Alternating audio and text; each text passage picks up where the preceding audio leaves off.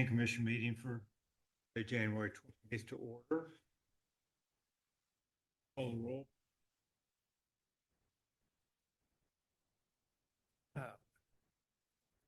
Commissioner Lugers, Here. Commissioner Siebolt, Here. Commissioner Levison, Here. Vice Chair Tonelli, Here. and Chair Polito. Here. All present and accounted for.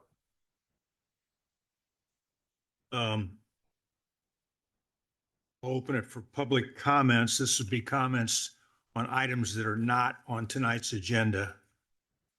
If you have something on agenda items, you'll have a chance to speak when we get to those. Are there any public comments? Do we have anybody online?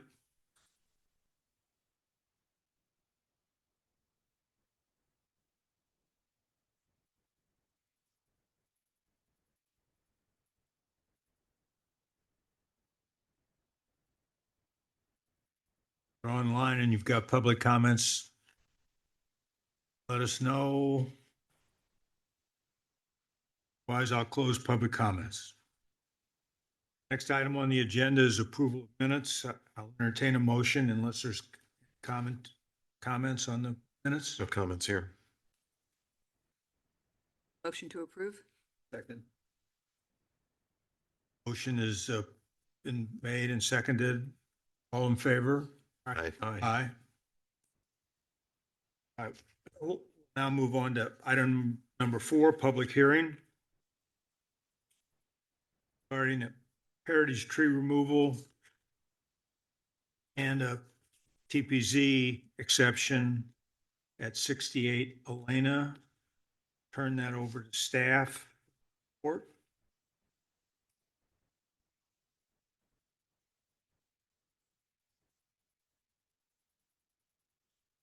By the way, commissioners, I mentioned to staff that these first 2 items doesn't appear to me that we need to spend a lot of time on them, since staff at all levels fine with it. Right. And there doesn't appear to be anything that could negatively impact anybody. Okay. Certainly no neighborhood complaints on these items. So faster we move along, the better, I guess. Go Okay. ahead, Jerry. All right, Assistant Planner Jerry Martin here. I'll try to make it more brief for you. So next slide, please. I'm here to present the heritage tree removal request and TPZ exemption request for 68 Elena Avenue. And staff recommends that the Planning Commission approve both requests. The heritage tree removal for one 22.8-inch diameter valley oak, which is noted as tree 162. And that's to construct a new residence, and also the tree protection zone exception requests to be at 5 times the trunk's diameter at breast height from one 27.4-inch diameter coast live oak tree, which is noted as tree 158. And that's to accommodate a new driveway. Next slide, please. So 68 Elena is roughly an acre lot. It's in the R1A zoning district. It's surrounded by many other R1A 1 acre lots that are developed similarly with single family homes and accessory structures and buildings. The Atherton Channel runs along the west side of the property, which is noted by a 25-foot wide easement in the west side of the property along the entire property line. Next slide, please. The existing residence is proposed to be demolished along with the new project. And on site, there are 13 heritage trees on or adjacent to the site, 2 of which are in the buildable area. One of those is planned to be removed, and then the other subject heritage tree is towards the front of the property, and that is a subject of the TPZ exemption. The applicant was in contact with planning and the town arborist prior to submitting. So before submittal, we determined that to carry out their proposed desired scope of work, they would have to do these 2 planning commission items. So they submitted in November for the initial review and for the planning commission application. And we've reviewed it, and it's still under planning department review. We've given 1 comment letter to it, but no major revisions to the project are required. It's just minor clarifications on the plans. Next slide, please. So they're proposing a new 5,962 square foot residence with a basement, an attached garage, and also a detached garage. They're proposing two ADUs, one of them attached, one of them a state exempt detached ADU. They're proposing a new fitness building, and they're proposing site improvements, including a front driveway. And as you'll see on the site plan, there's a pool and a pool pavilion, but that will be submitted under a future permit. The two parts in bold in the text there are the ones that are relevant to the planning commission items. And you'll see on the site plan to the left is the tree 162 removal, which is in the rear residence of the home, or the rear of the residence. The light well is proposed to be pretty much right up against the tree, which is why it's proposed to be removed instead of preserved. And in the front, the driveway is encroaching into the what shows there the 8 times tree protection zone, which is the limit or the threshold that it needs to go to planning commission for. And it's being proposed to encroach into 5 times. Next slide, please. Since we've been reviewing it, and this goes into more detail in the staff report, but the project complies with all of the development standards except for the tree issues. And the project requires planning commission consideration for the heritage tree removal and the tree protection zone exception. Next slide, please. So to talk a little bit more about each subject tree, for the heritage tree removal, it's one valley oak, and it's in fair health and fair to poor structure, which means that it's the health is declining. The project arborist notes that it's codominant at 12 inches and that it may be preservable, but it's not worthy of extensive effort or design accommodation. And that is what the applicant is doing. They were proposing to remove it there. Next slide, please. Next is the tree for the TPZ exception, and that's one coast live oak, tree 158. It's fair to good health and fair structure with a slight lean, and the project arborist notes it is preservable and that it's a benefit and may be worthy of extensive effort or design accommodation. And the applicant is planning to accommodate the tree. As you'll see there, there's a visualization of the 8 times TPZ and the requested 5 times TPZ. Next slide, please. The applicant narrative is one of the attachments, and I believe the applicant will speak after this presentation in more depth, but I'll briefly summarize here. Essentially, they state that the developable area is constrained because of the irregular shape, the drainage easement, and existing heritage trees. They've already taken great care to design the project to be sensitive to trees, and they are preserving the more prominent heritage oak in the buildable area instead of tree 162, which is the one to be removed. And they assert that to carry out their full desired scope of work, and to preserve tree 154, it necessitates the removal of 162. And they're additionally proposing to plant a new 48-inch box container size oak as a mitigation for the tree removal. Next slide, please. The town arborist analysis, Sally concurs that developable area is restricted, and she agrees with preserving tree 154 over 162, and she accepts that the applicant proposing to plant 1 oak tree is sufficient, but would prefer that they plant 2 instead of 1. And so she recommends planning commission approve the heritage tree removal with replacement of 2 oak trees, though noting that this is included in the conditions of approval, but at planning commission's discretion, they can modify this to their preference. And for the 5 times PTPZ of 1 coast live oak, she concurs with the project arborist report that it's in fair good health and fair structure. She supports the preservation of the tree. She notes that construction impacts are only limited to one side of the tree, and because of its species and its health, it will be able to withstand construction and after.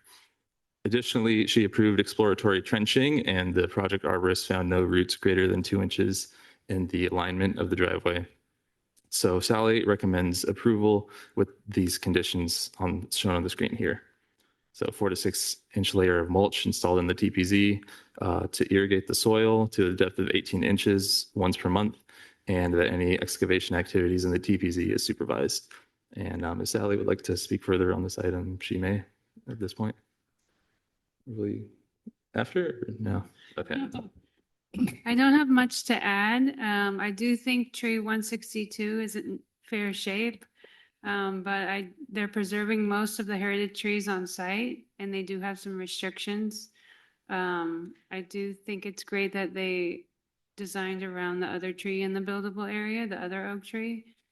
And I don't really have an issue with it because, they're preserving most of the trees.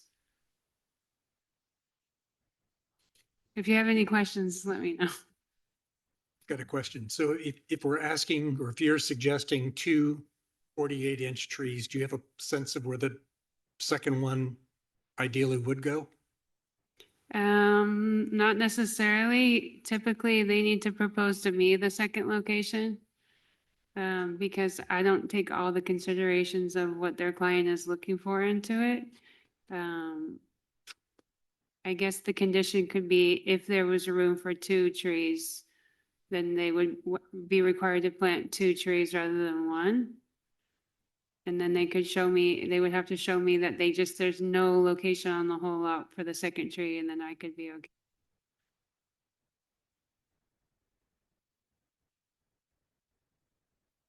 Questions before? Any public comment on this item?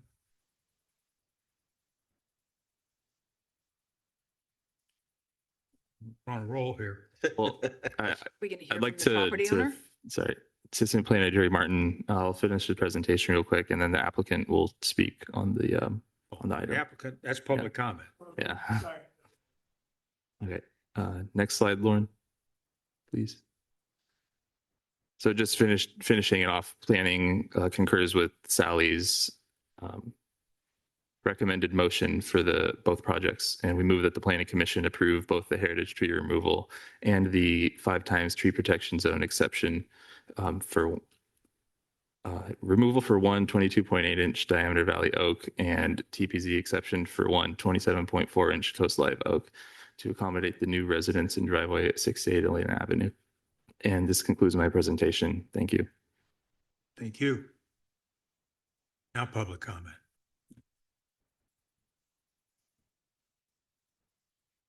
Hello, hi, I'm Casey Kramer from Arcanum Architecture. Jerry and Sally, thank you guys. They covered a lot of what we described, obviously, in our documentation and our narrative that we provided. I think we always approach every site and try to optimize for the views, the existing conditions, trees, and the program of our clients. And on this property, I think the defining characteristics in the buildable area are these two existing oak trees.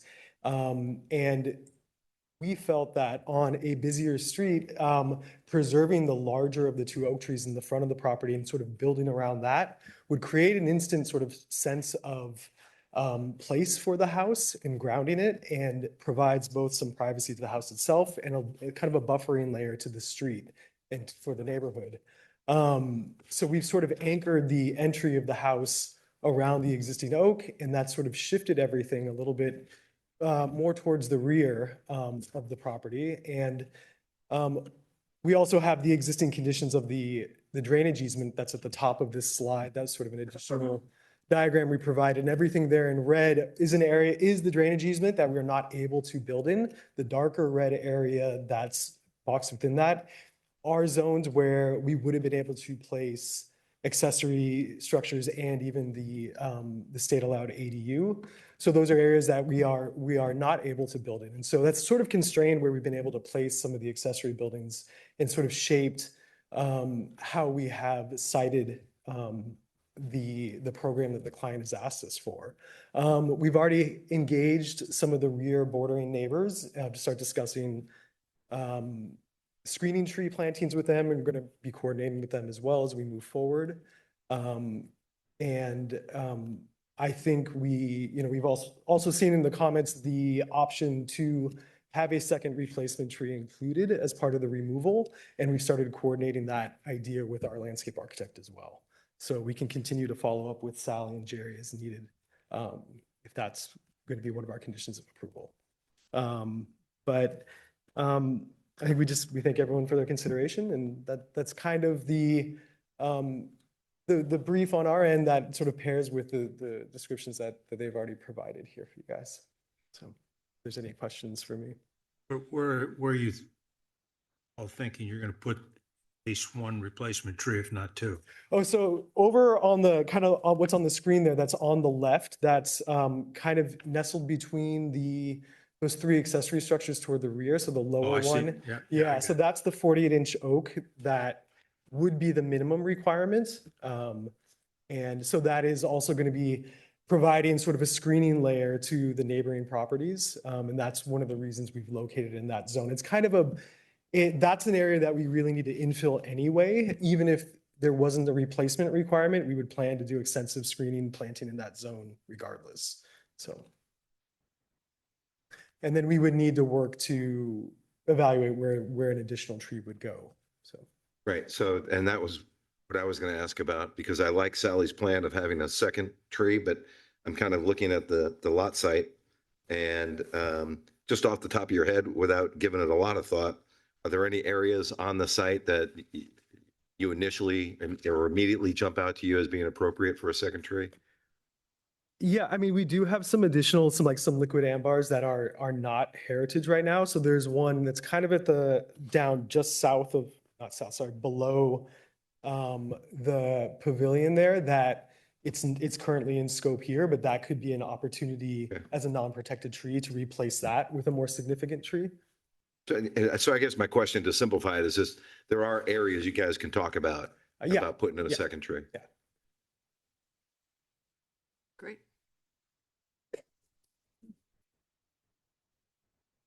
I don't have any question, No. any further questions for you. All right, thank you all. Thank you very much. Thank you. It was informative.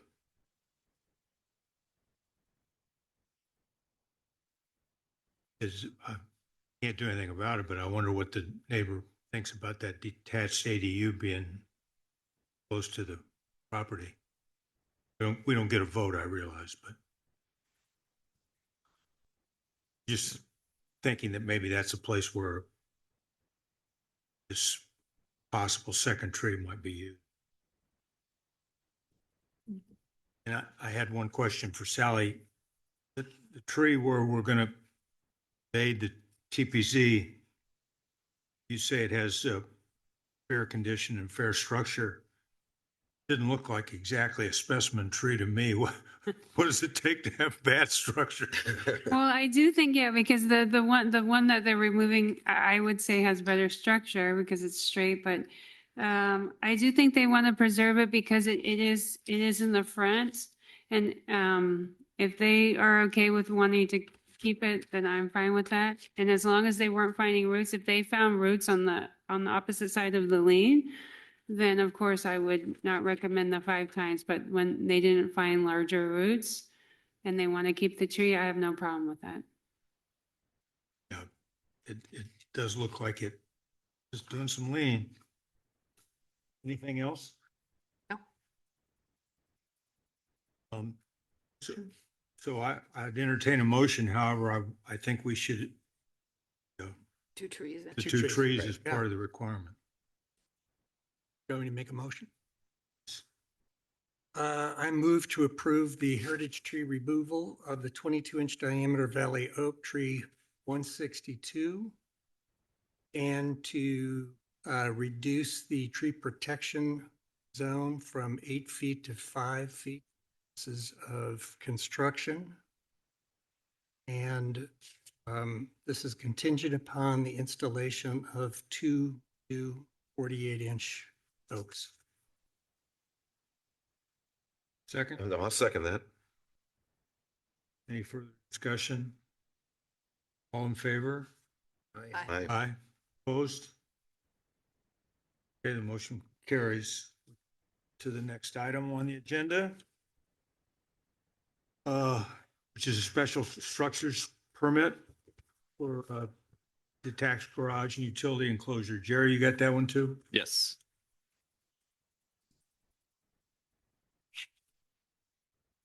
All right, Assistant Planner Jerry Martin here again to present the special structures permit request for 175 Isabella Avenue.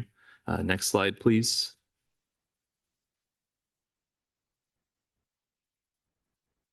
Staff recommends that the planning commission approve the special structures permit to allow a detached garage and utility enclosure located approximately 14 feet and 9 inches behind the front line of the main residence where 30 feet is required, for a total of 107 feet and 1 inch from the designated front property line based on the findings in the staff report and subject to the conditions of approval certificate.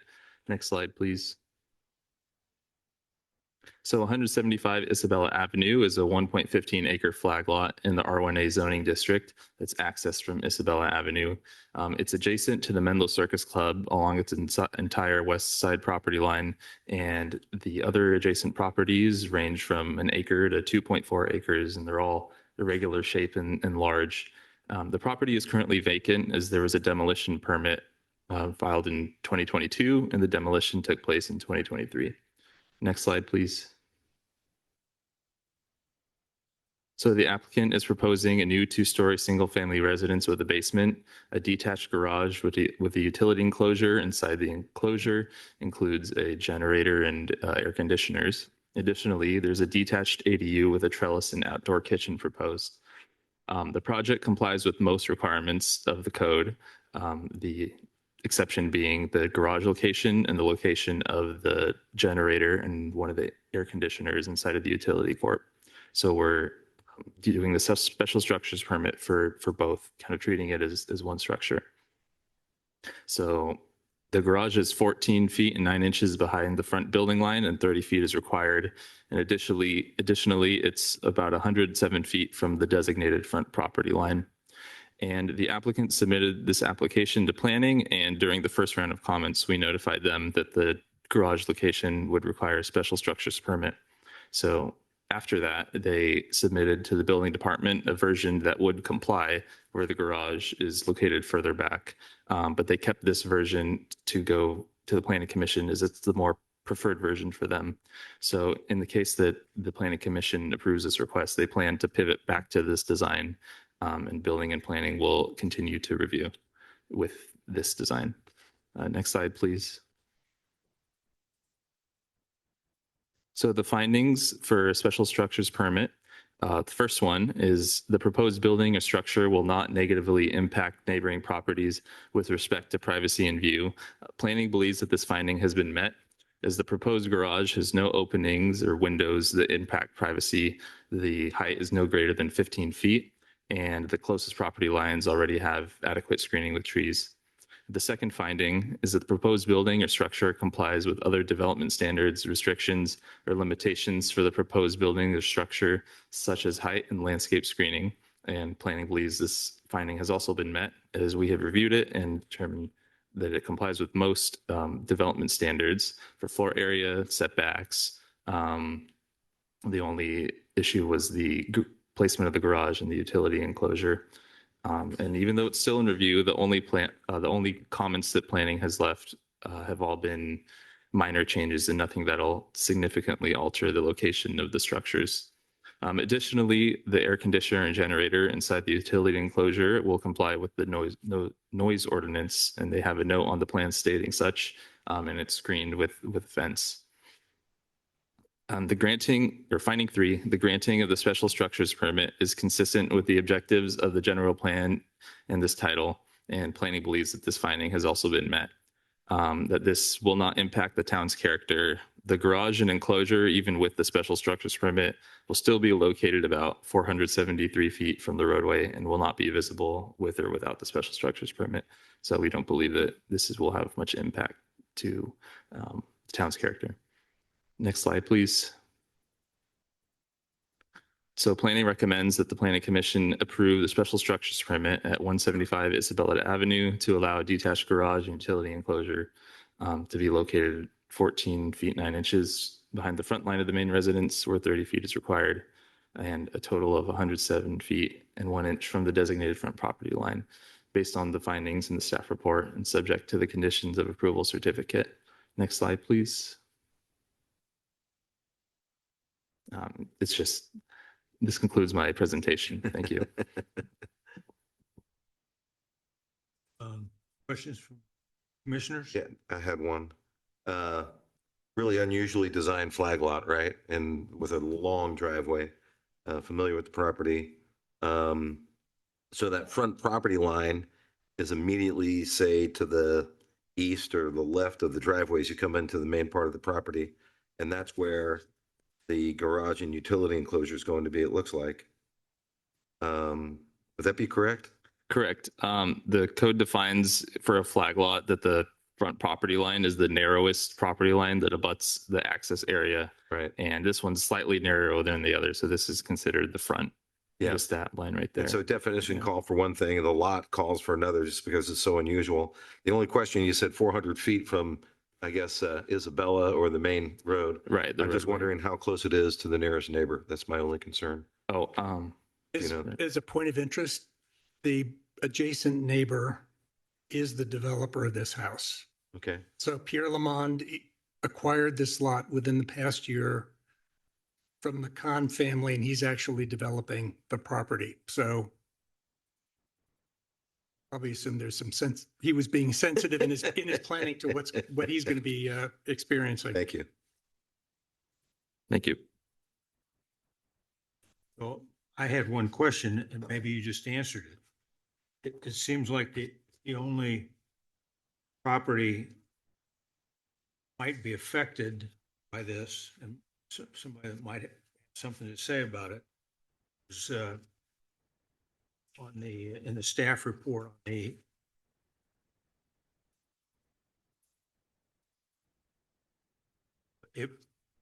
actually, it's not on the staff. It is. It is 173 Isabella. When I went to look at 173 Isabella, there's a gate, but no number up. So I think I was looking at 173 Isabella. And it appears that 173 Isabella, in fact, shares the property with 167. Is one of those two properties the developer you're talking about? Yes, the property to the north is 173 Isabella, and that's the closest to the proposed garage. And that's under the same ownership that Commissioner Siebold mentioned. That is the Lamond. 173. Residence. Yes. Yes, Okay. Then there's nobody to complain. Right. correct. Except maybe a tennis player, or a circus club. But it'll all be screened, and frankly, from a circus club perspective, that's just the utility part of the club Right. anyway. See it. So members are never back there. It wouldn't be an issue. Okay. Any other questions? I'll open it for public comment if anybody has any comments regarding this. Good evening, Mr. Chairman and members of the commission. My name is Steve Simpson. I'm the architect for the project. I'm not going to build, the staff report covered it well. The only thing I would maybe add is felt that the rule that we're seeking, or the setback rule we're seeking relief from is, we feel is kind of intended for more regular lots and not necessarily for a flag lot, and particularly a flag lot this deep, which is already got the house 400 feet back from the street. So felt this was a good situation to ask for some relief. I think we meet the findings, concur with staff on that. I can answer your question that 173 and 167 are under the same ownership and being utilized as one property. Okay. So those are the two most effective, those two properties essentially consist of I think about 4 acres is the only property that would really be affected by this, and they've reviewed it and they're fine, they're fully in support of it. If there's any questions, I'm happy to. Questions from me? Thank you. Thank you. Other public comment online or?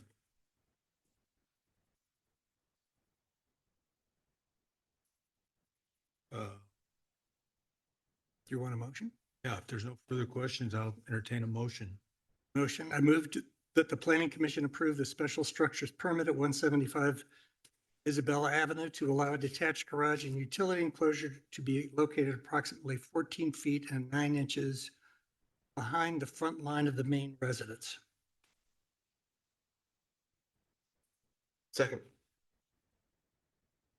Further discussion? I'll call for a vote. All in favor? Aye. Aye. Opposed? All right.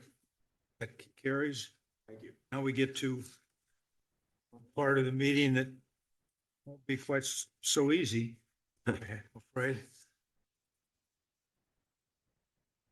Tom, are you the presenter on this for staff? I am. Brittany, you got a free pass tonight, didn't you? Yeah. Oh, you should have seen her upstairs this afternoon. We've been working.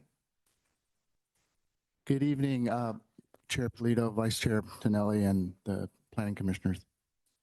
Tom Ford, I'm a senior planner here at the town of Atherton. So I'm presenting the ordinance update that we're asking you to recommend to the council.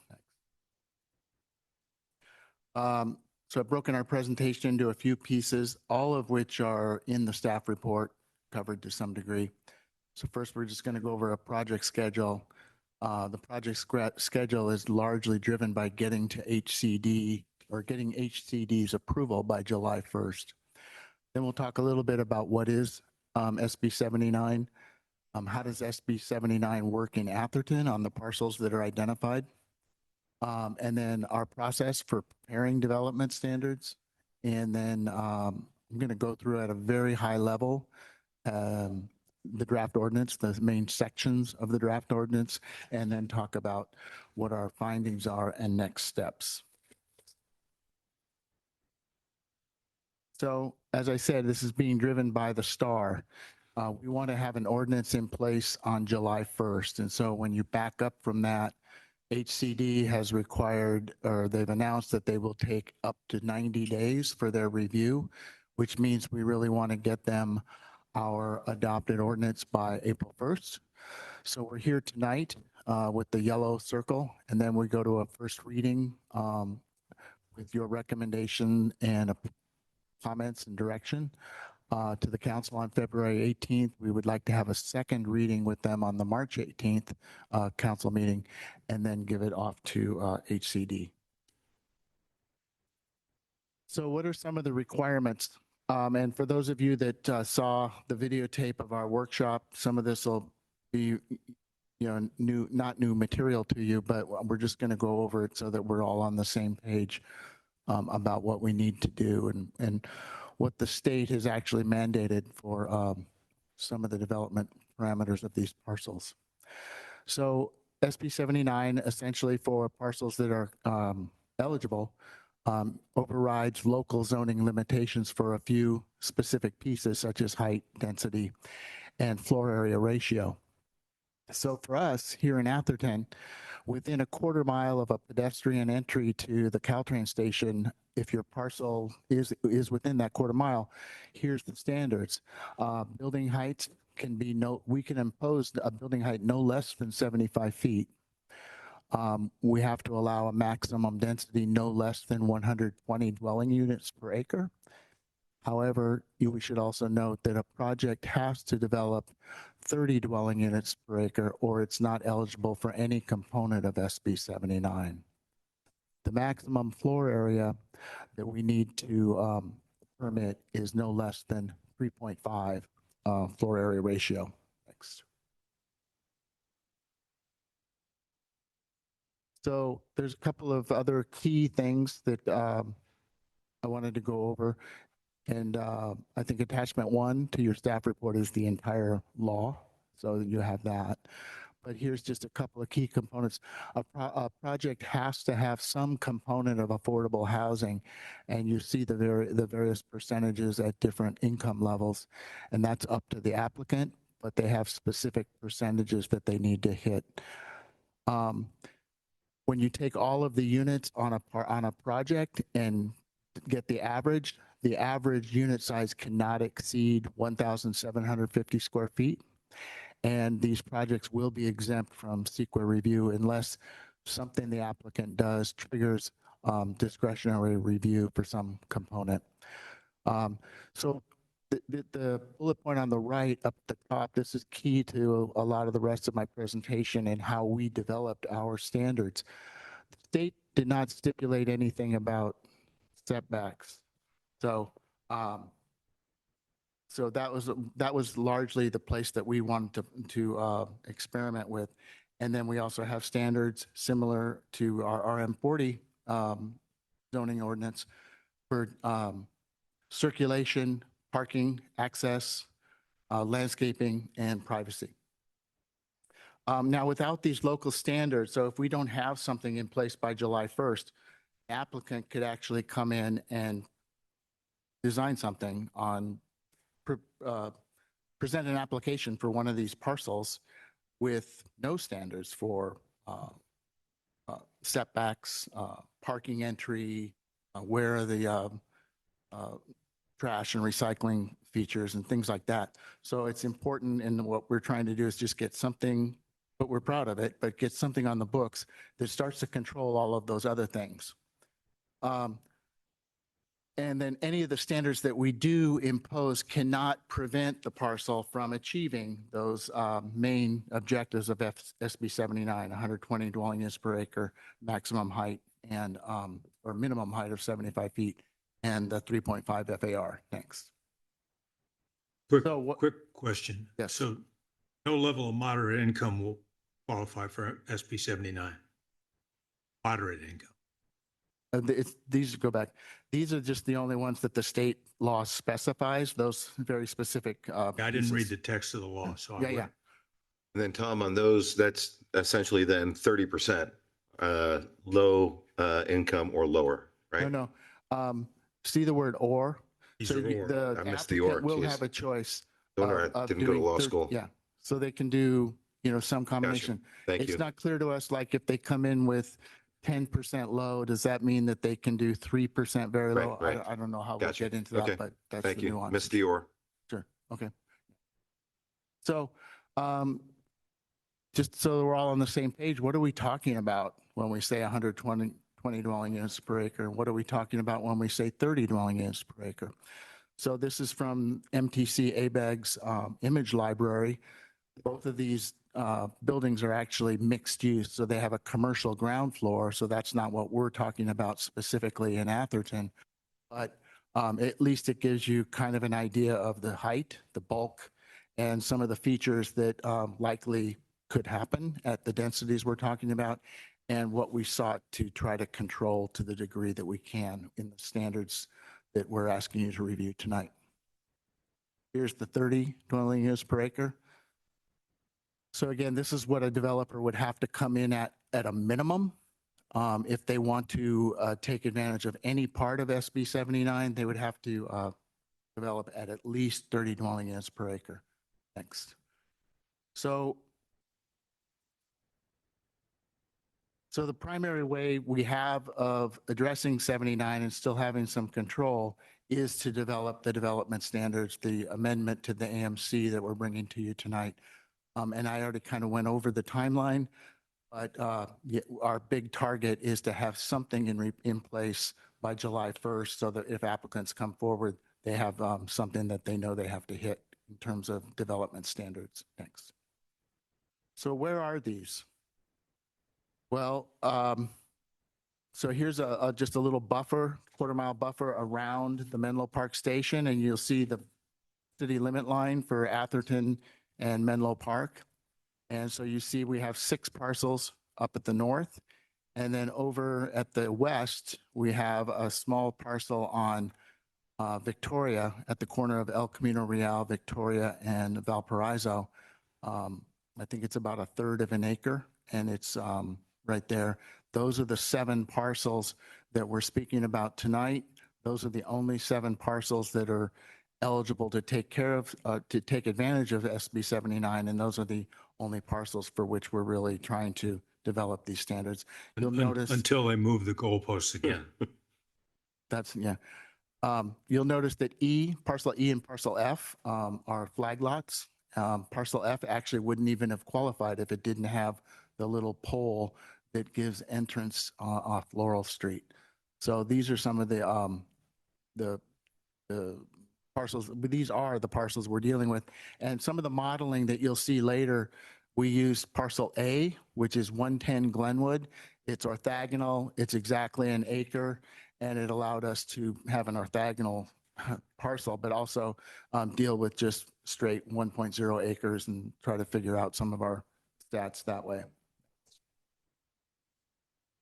So I have a question before we move. Sure.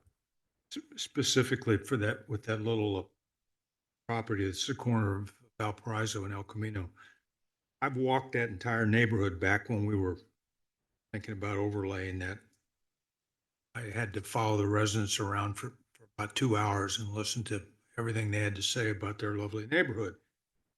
Biggest problem that street is access, because the street dumps out onto Valparaiso, and I don't know, 100 feet maybe from that corner.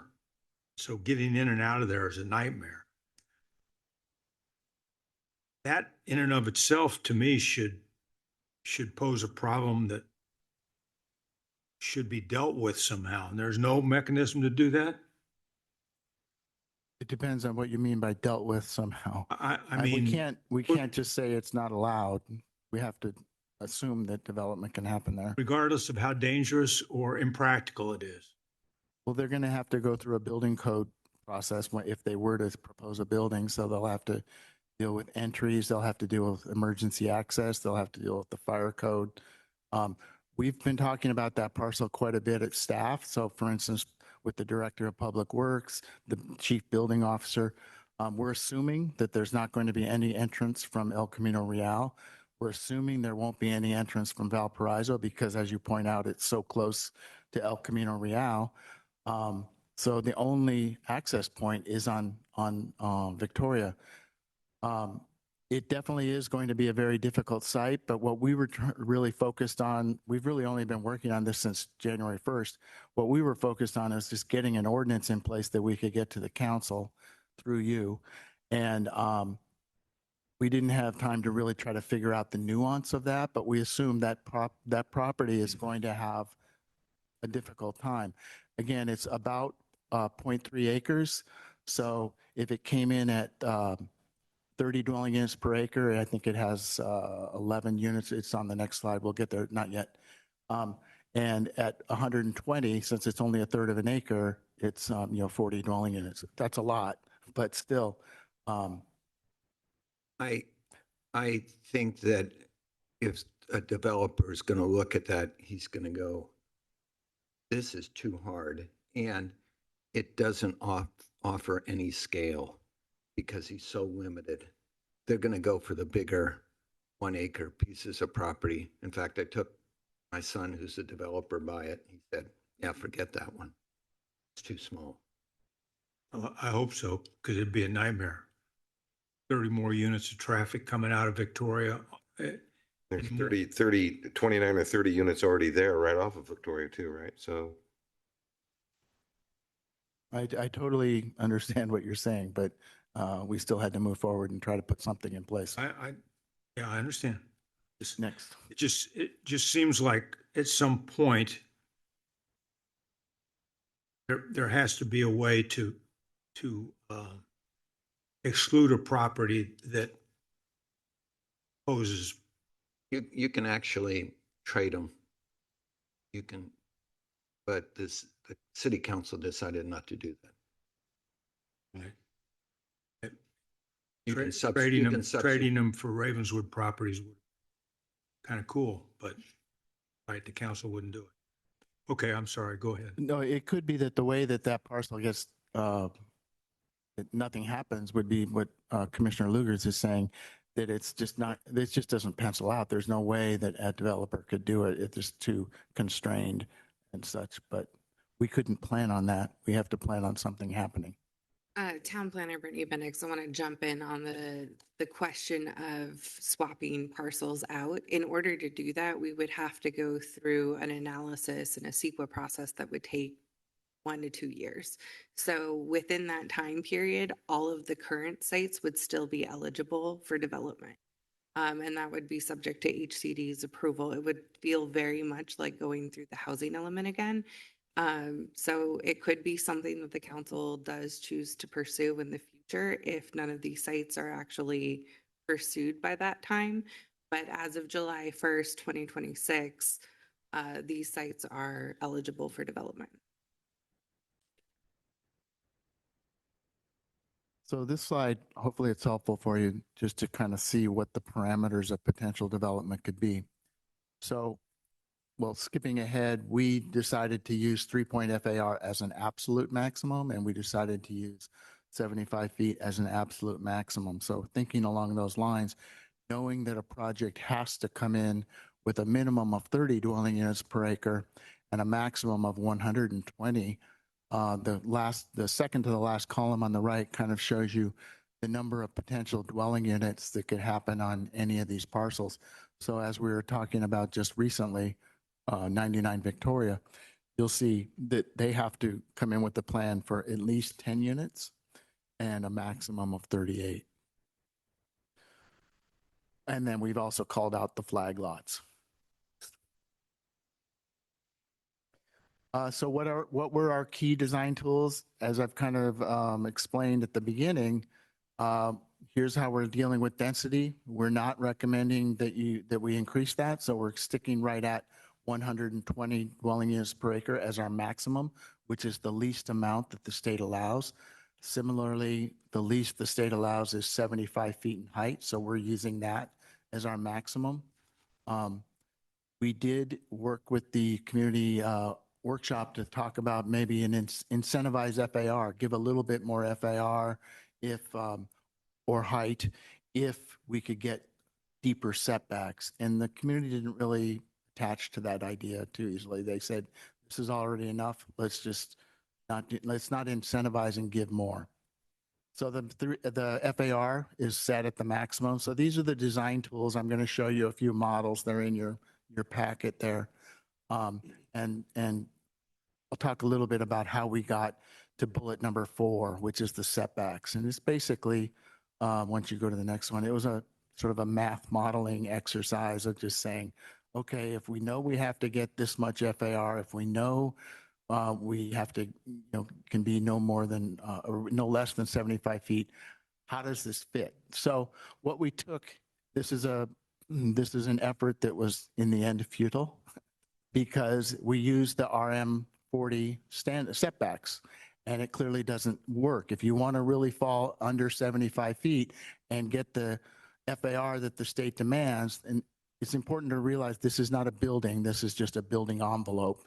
So we're just saying you can't fit it. So unless you're willing to give up on some height, we got to attack what our dimensions are for the step backs. Next. So we played around with a few different ways of looking at it. Here's just the Glenwood site, 1 acre. The Glenwood address is to your upper left. We took a couple of different versions, 15-foot front setback. This is a corner lot, so it has 2 frontages, 15-foot front setback, and we took another one that was 10-foot, which allowed a little bit deeper rear and side setback, but it really didn't allow the kind of improvements that we feel we need to allow for in the building frontage along the street to support pedestrian activity, which is the whole point of the law. It was to increase pedestrian activity between the quarter mile and the train station. So we started here and it didn't work. We showed it to the community at the workshop anyway. Next. And this is where we settled on these. And so this is the smaller one. This is the 1/3 of the acre parcel at Valparaiso and, well, that's not Laurel, that should say Victoria, excuse me. And so it's at Valparaiso and El Camino Real. And it just shows, again, with the 15-foot frontage, we squoze that side setback adjacent to the R1B parcel as much as we could and stick the 75-foot height limit. And this is how the FAR would lay out. So the analysis was we really wanted to have a minimum sidewalk of 8 feet to allow for ADA access and still have room for a tree well and periodic street lighting. We wanted to allow for adequate site access, both for service vehicles and we are assuming underground parking or structured parking. And as I said, we did a lot of initial analysis and we decided to treat the setbacks differently for parcels less than 1/2 acre and then differently for parcels greater than. And that's to allow ourselves to cut different rules for the Valparaiso Victoria parcel. And we handled it in the document similarly to the way R1A talks about FAR. It's just clearly spelled out, if your parcel is less than an acre, you figure your FAR this way, and if it's more than an acre, you figure it this way. So we took these ideas to the workshop just a week and a half ago in this room in January 20th.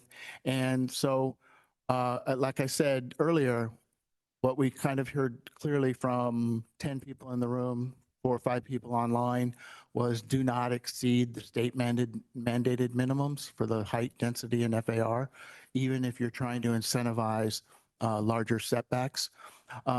They asked, is it possible that future parcels might be added to SB 79, particularly if bus service on ECR were to become headways were more frequent. And that's a potential that could happen. It's not slated to happen now, but there's a lot that would have to happen. You'd have to have bus rapid transit on ECR, and we'd have a lot of leadway, a lot of notice, more so than we're getting with this July 1st deadline. And then can SB 79 related development contribute to the housing elements? Yes. However, it can only help us with those numbers if there's actually a building permit. So us going through this process and saying, oh, look, we can have 120 units on 110 Glenwood. We can't count those until there actually is a development permit. Thanks. That's the nature of some of the comments we received. So now I'm just going to go through at a very high level what's in your attachment 3, the draft code, and talk about a few of these. You'll notice we've called out asterisk. This is where state rules kind of provide a mandate, so that we dictated a lot of the standards for us. Next. So first is in the characteristics of the district. This is where we establish the maximum. So we establish the maximum at 120 dwelling units per acre, which, as I indicated earlier, is the lowest that the state will allow. And then we also call out the affordability requirements that are part of an SB 79 development.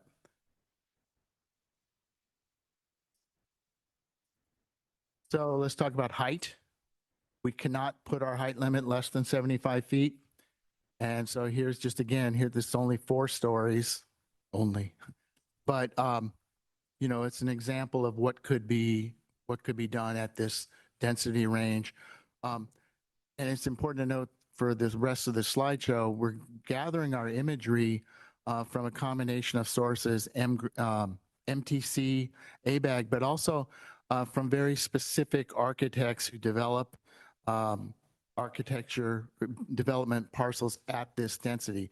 You'll see that a lot of them typically have a ground floor commercial use, which is not what we're proposing. So I suggest you kind of look at what we can do with modulating height, modulating bays and massing and things like that, which we've tried to get to.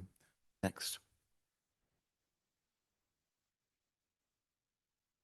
This is about site access. So we have controls for entries, particularly garage entries. So if you look over on the ground floor off towards the left, very left of the photo, that's actually a garage entry. So we were careful to include a queuing distance. So, and you can see that's what that property is doing. So you pull in off the street and there's room for at least 1 car before you hit the gate. So you have the queuing, you have that place where you can wait and get into the garage facility. Later on, I'm going to be talking about base, middle, top that we tried to regulate with. Here's a good example of a base being accentuated in many ways from the middle of the building. One of them that's nicest is that they actually set it back in addition to the material change. Next. Another key component, again, is just it's a actually, this is not a mixed-use building. I think it's residential on the left, and the right is like a community room or a community space or a gym or something like that. And you'll notice in front, in the landscape area, they have bicycle parking. So, but again, and then they've broken up the mass by sort of setting the building back where they have a little plaza and bike parking area. And so these are some of the things that we thought about, the bullets on the left, about things to control in section D, site design. Next. There's a section called open space, and we talk about common open space, which is shared by all members of the building, all residents of the building. And then there's private open space, which is typically a balcony, or it might be a ground floor enclosed area, but it's actually private. So it's attached to a specific unit. And in our standards, the private and the common need to meet a certain minimum square footage, and that square footage is driven by the unit size. I don't understand. The common Back. is for benefit of many units, if not all the units. So Hopefully all the units. So it'd be similar, like there's the pool, which is completely outdoors, but then they have this little fire pit area, which is partially covered. So when you say common open space, it's a lot of different things that could fall into it. Doesn't have to have a pool, but it could be a play yard. It could be something like that. But it's generally of open and available to all residents, not necessarily people who don't live there. So for instance, you could put the common open space addressing the street, and that would allow people to actually use it that don't live there. But usually it's done like this, where there's some way of controlling access. Certainly with a pool, you would have to control the access. I still don't understand what you mean per unit size for a open space. So there's a table in number D. And so for instance, saying number of bedrooms, 1. You have to have 150, the developer, the applicant has to have 150 square feet of open space for each 1-bedroom unit. If they have a 3-bedroom unit, it's 250. So what they would do is you would add up how many units you have, how many bedrooms. That would give you your number. And then it's up to the applicant, because we have rules against balconies on certain facades, like addressing R1A. You can't put a balcony. So there's certain places where you can't have private open space, but the private open space and the common open space together need to hit that minimum. And then it says no more than 40% would be private open space. Is that right?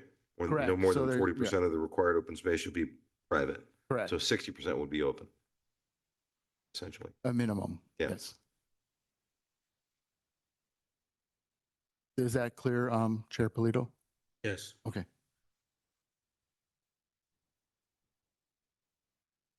So yeah, so here's some of the standards. You'll see in the private open space, that's, like I said, typically a balcony or a ground floor footprint of a balcony, if you will, is like an outdoor patio. So it's not just enough to have 40 square feet. It has to be usable space. So it has to have a 5-foot dimension in any minimum in any direction.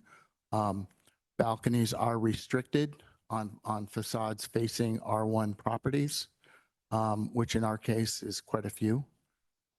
It's many different parcel lines. And then over on the left, on the common open space, there's still some required landscape screening that would need to be involved, some limits for how close it can get to an R1 lot, and all lighting needs to be focused downward way. Those are just some of the standards in section E. Tom, are these 40-foot setbacks considered open space? The setback could be part of it, but Well, no, you couldn't count it if it's if it's a place where the open space has to maintain a minimum distance from the property line. So it would have to be treated like a typical setback with landscaping or something like that. But it's not a place where, if you remember the picture with the swimming pool and the deck chairs, or even a fire pit, there's a minimum distance that those have to maintain. Okay.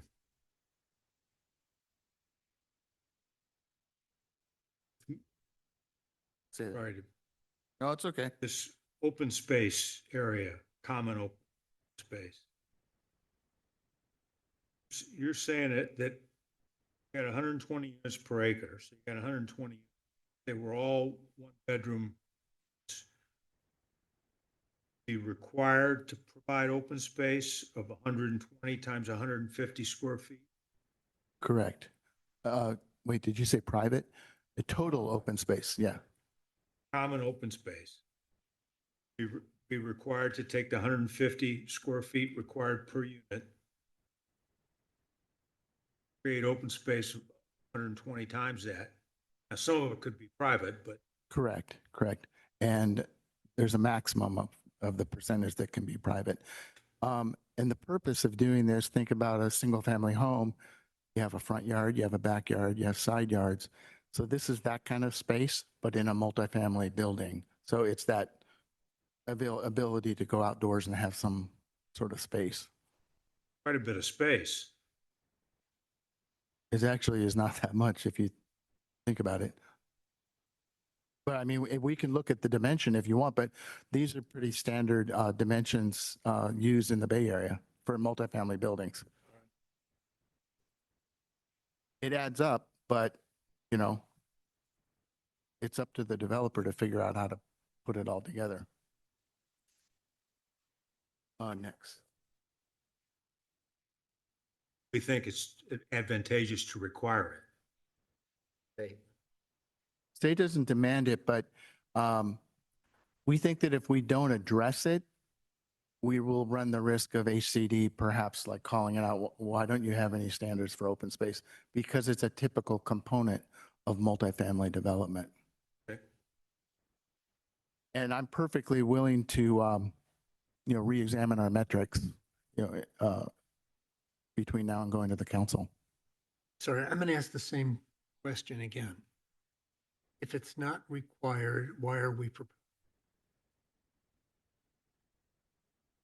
Well, at the risk Not of saying, challenging you. No, no. I'm Town just not, planner Brittany I'm sorry, Bennett, I'm just jumping not in. getting Sure. it.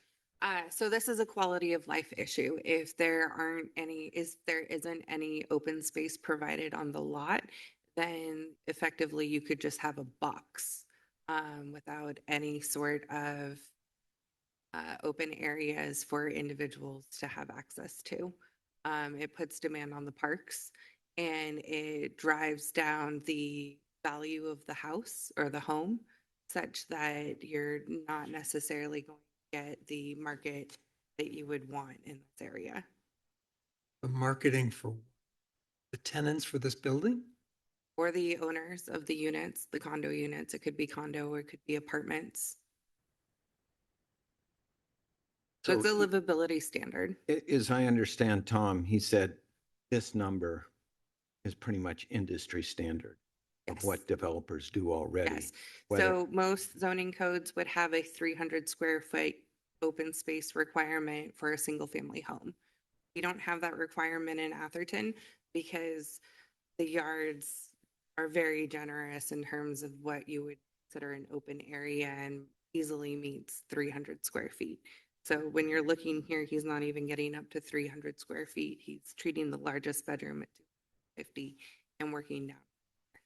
So we're not proposing something that's unusual. This is just, This is a standard this zoning is code requirement. industry standard. They're going to do this regardless because they can't market their units well Correct. if they don't have these. Maybe features. yes, maybe no.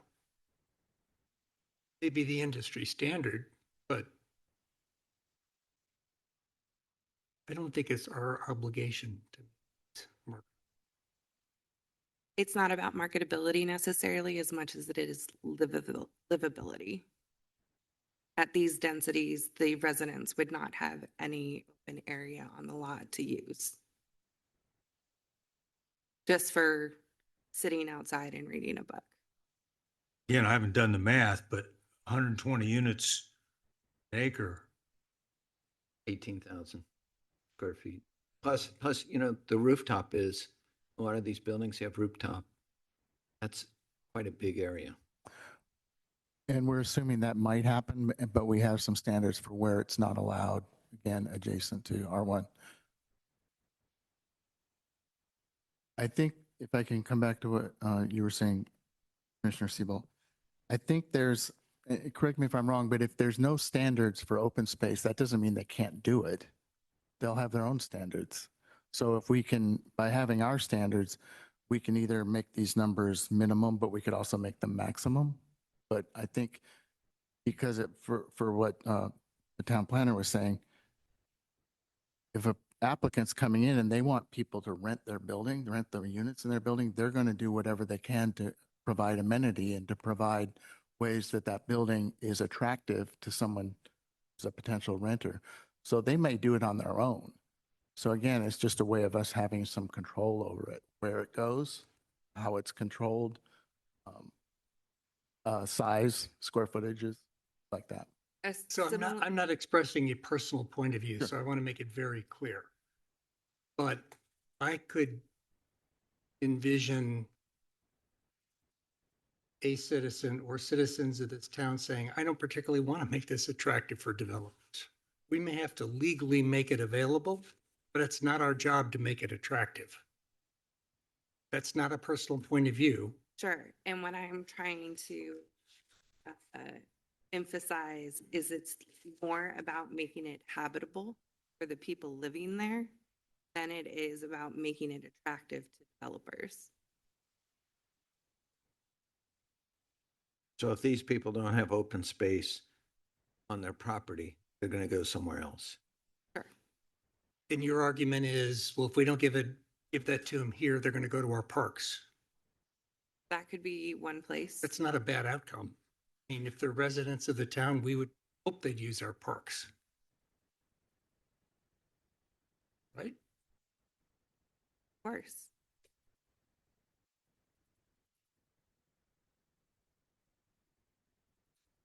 Is this the reason that HCD would not approve our proposal? I mean, It could be.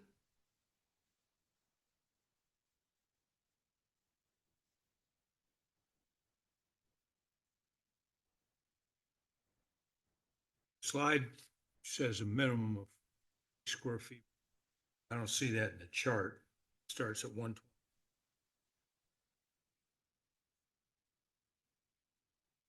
I was thinking along the same.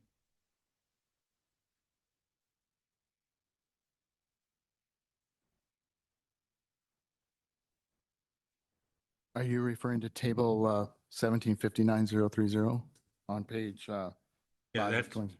yeah, minimum open space area, but proposed development standard slide says minimum 40 square feet, minimum 5-foot dimension. Appear to be in conflict. Sorry. The 40 feet, the 40% is, I think, it's referring to that of all the open space that's provided, no more than 40% can be private. And the table in the standard is saying the combined common and private is to equal 150 square feet for a 1-bedroom. Okay, so it's just a typo. A minimum of, a maximum, probably what it meant to say, a maximum of 40% of the open space could be private. What it says is minimum 40 square feet per unit, minimum 5-foot dimension. Slide 41.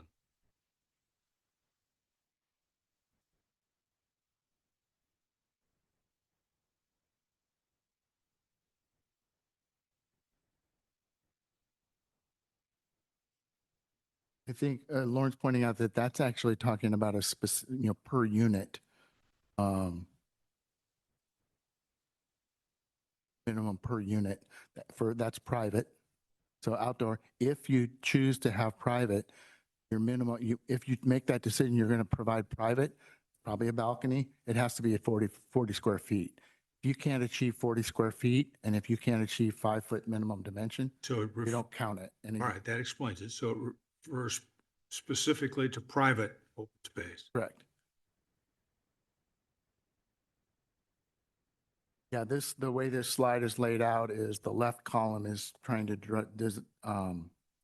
describe the common open space specifics, and the right column is speaking about private. I see that now. Okay.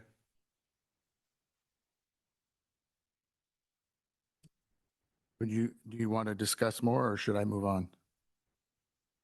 Okay.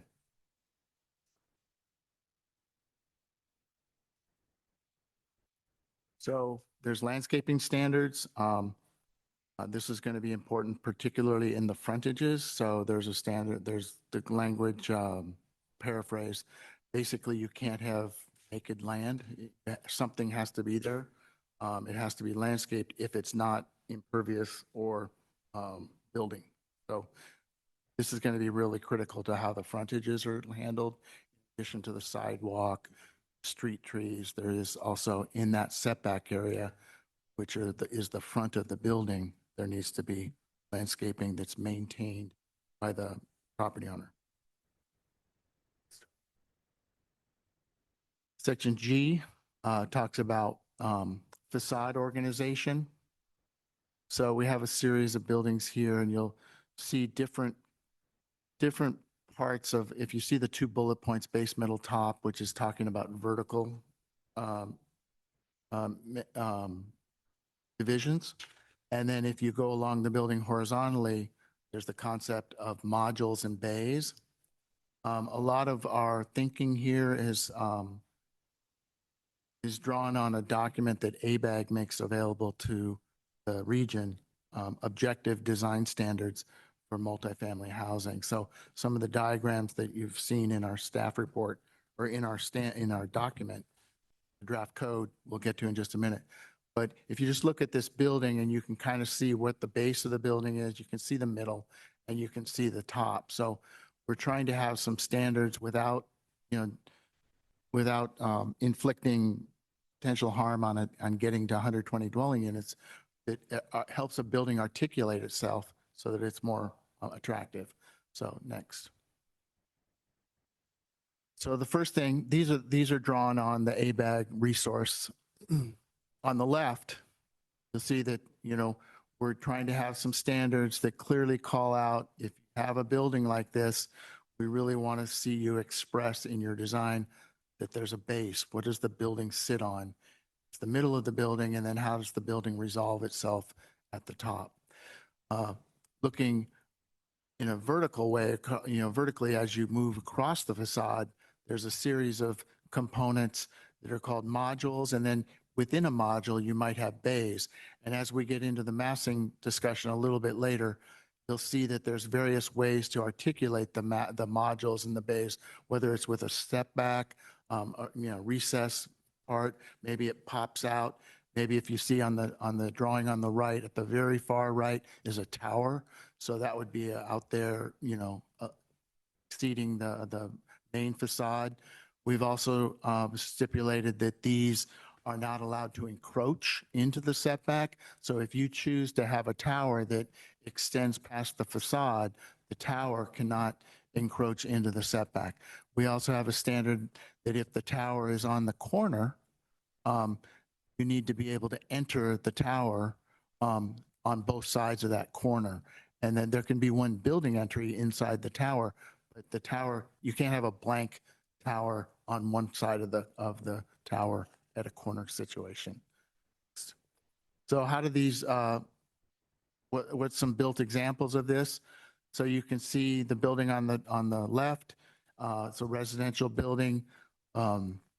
There's clearly a base. You get into the middle and there's balconies on the middle piece, and then it has a cornice to delineate the top. On the right, you can see, a series of modules, and then within those modules, within some of the modules, there's smaller bays. So for instance, on the far left and the far right, you might think of that as a module. And then within that module, there's recesses for balconies, enclosed balconies pretty much. And then another bay with just straightforward windows. Next. Before you go into massing, Go ahead. although I'm going to have the same question on massing. Go back. Oh, thanks. Facade organization talks about building sides greater than 80 feet in length. In length. Sorry, I apologize. I was thinking height.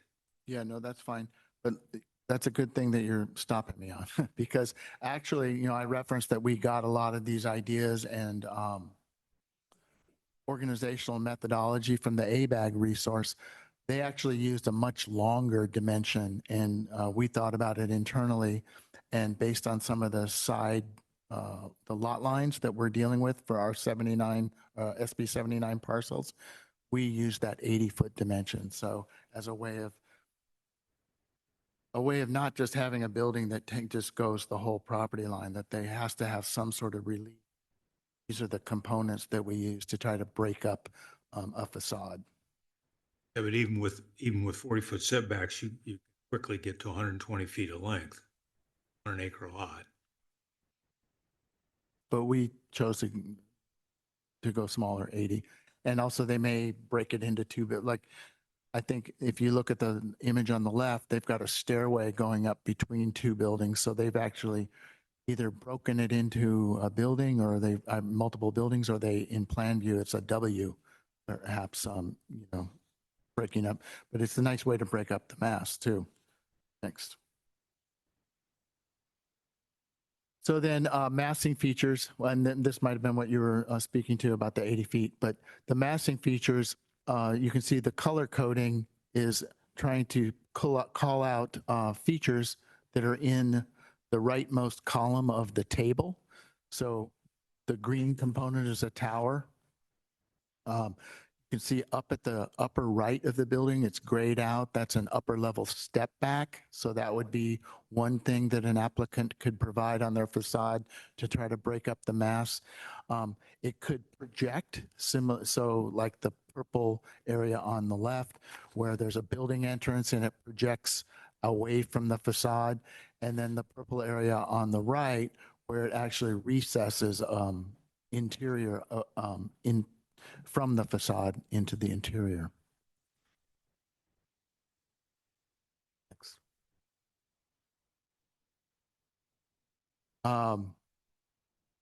We looked around for a better image, but we wanted just to show you using the component of a tower to add sort of a massing feature that helps to break up the monotony of just a constant facade. You notice they're also using the roof here to break up the facade. They've got some gable ends that pop out from the shed roof and different components. So these massing features, you can look down the left side, you can see the brown shingle-sided piece kind of steps out a little bit. And on the right, you can see there's sort of an entry in front of the handicap parking space that sort of recedes. So just trying to use all of those components so that you're not confronted with just a solid wall of building.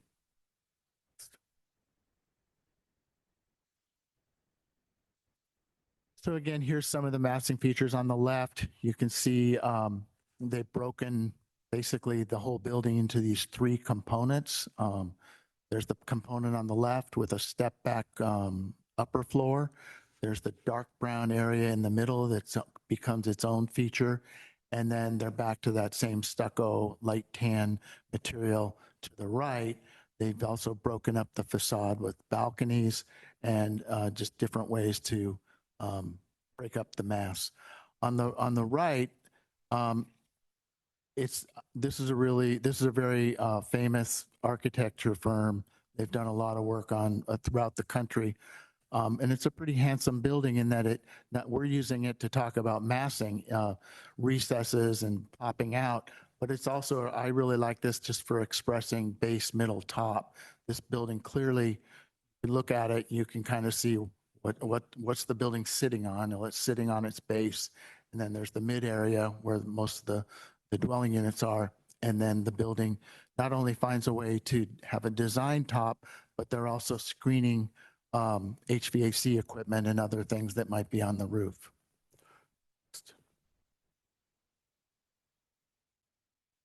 And just to be clear, I'm not trying to show you a lot of nice pictures. We tried to write standards that can start to demand that architecture achieve some of these goals and put them into the draft code. You're basically trying to make sure we don't just get a cube. Correct.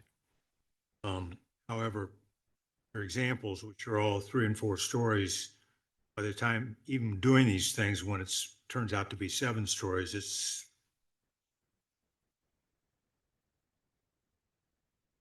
so much. Well, I get you. We couldn't find a lot of 7-story images, but as you say that, I'm thinking there might be something to that. There might be a place where 5 floors is the sweet spot, and you may not see a lot of 7 stories.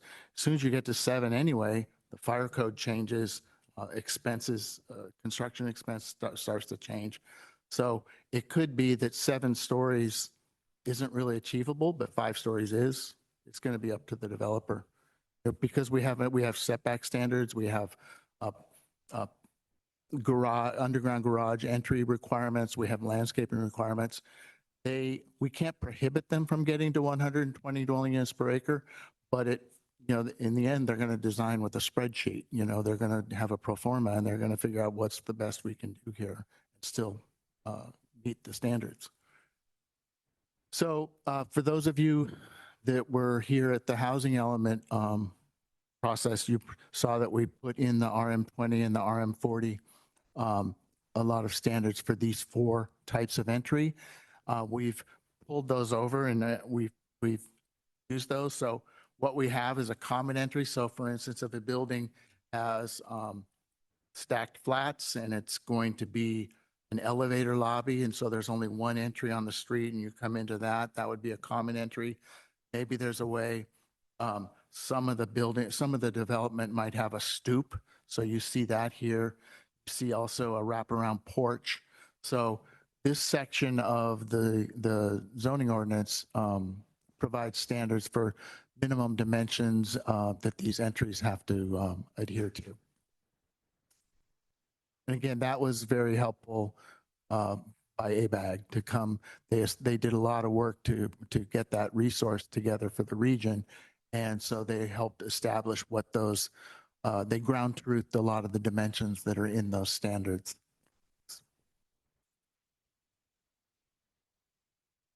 So facade materials are hard to regulate for. If you want to say, oh, you can do this, you can do this, it's easier to say what you can't do because that list is definite. And we know what's on that list. We might want to add something to it 3 years from now when somebody comes up with a material that we hate, but it's much harder to say all of the materials that are allowed. There's one thing that this photo calls out that we want to prohibit, and that's we want the materials to be true to what they are. And so if you see that it's clear that what they're trying to call horizontal siding is just slapped on the facade. And the best way you can tell that is it ends at the corner. So we'll have materials that need to change. When you change a material, you need to do it at an interior corner so that if you have something like that, you're actually wrapping that piece of massing and it looks more realistic. It doesn't look like just a veneer that you've attached to the front.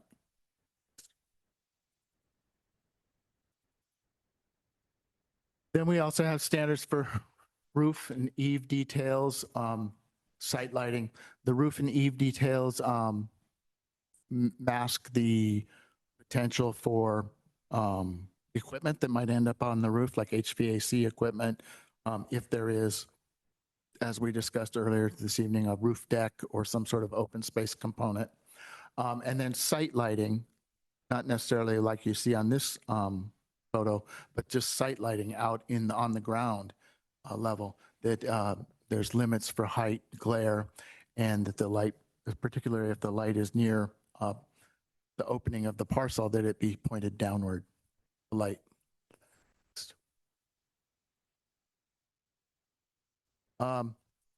We have a section on accessory structures. This is a photo we thought was really great to put in there because it's not necessarily an accessory structure, but we do have standards for where the mailboxes where they're located. So you're not going to have, like in Atherton, you're not going to have 80 of those mailboxes out on the curb. You're going to have to put it somewhere. So we tried to address that with, it doesn't necessarily have to be an interior space. This is very nicely done, but at least it could be at a gathering place. It could be part of the common open space, but it needs to be addressed en masse. Next. And then those garage entries, I talked a little bit earlier on the slide where you couldn't see the garage entry as easily. But again, it needs to be done in a way where either outside the building or inside the building, you have a minimum queuing distance so that the car does not block the sidewalk. And certainly it does not go out into the street, into the right of way while it's waiting to get into the entry of the parking. Excuse me. Next. In addition to those features in the actual code, we're asking to amend Chapter 1760 to add these two definitions that don't presently exist. The one on the left is about lot area. This is particularly important for those flag lots because particularly if the parcel that we were calling F, it had a pretty long flag. It's about 20 to 25 feet wide. So what we're saying is when you go to calculate your density, you don't count that. So the density is based on the developable part of the lot. And this is pretty standard. So we actually looked at Palo Alto, Petaluma, Saratoga. These are all communities that define this, and that's how we chose to do it. And then the net habitable square footage, we decided to put a definition for this in here because as you may remember at the very beginning of my presentation, I said that SB 79 stipulated that the average unit size across the entire development cannot exceed 1,750 square feet of net habitable area. So we defined what is included in net habitable area because the state law doesn't. They just kind of say it loosely. So here we've actually put it into a very specific definition. Next. So after public comment and after your discussion, we recommend that you recommend to the council that they take this ordinance and approve it. And I think that's my last slide. Yes, thank you. Wasn't much there. Guys have questions?